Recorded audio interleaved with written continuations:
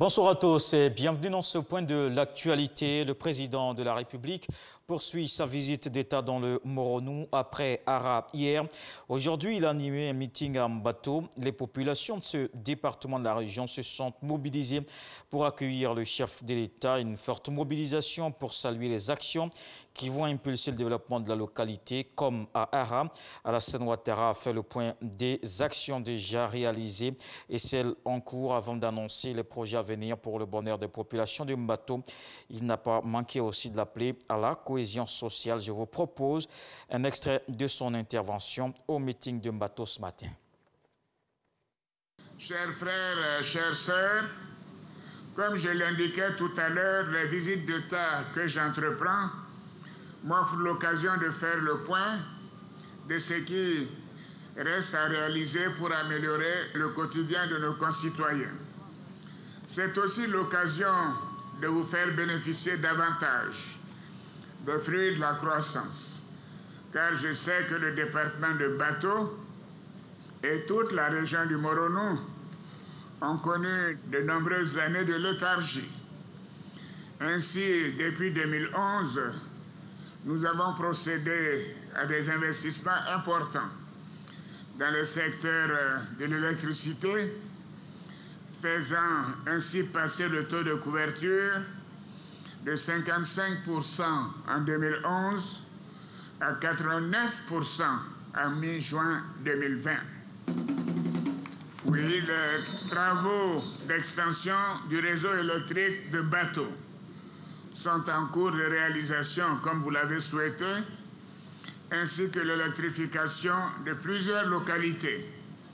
Car notre objectif, comme je vous l'ai dit depuis mon arrivée dans le Moronou, est de parvenir à un taux de couverture de 100% avant la fin de cette année 2020.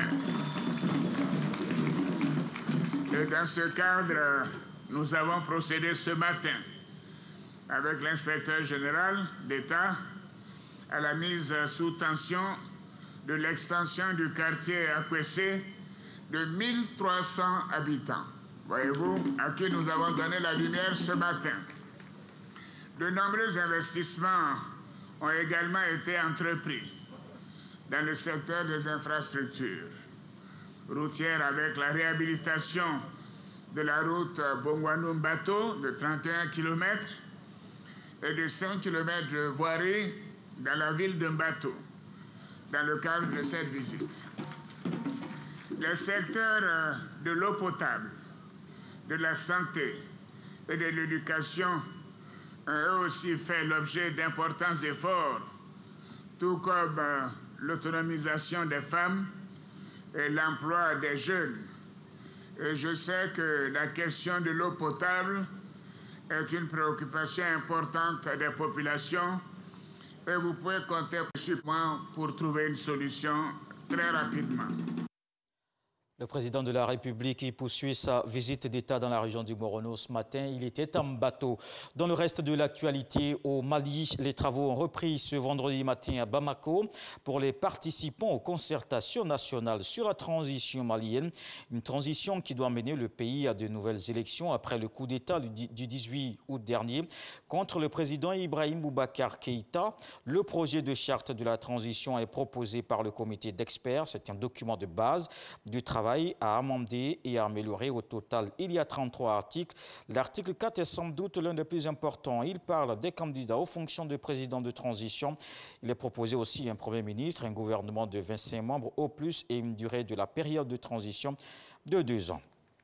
Au Niger, la traditionnelle cure salée de l'ouest d'Agadez n'aura pas lieu cette année.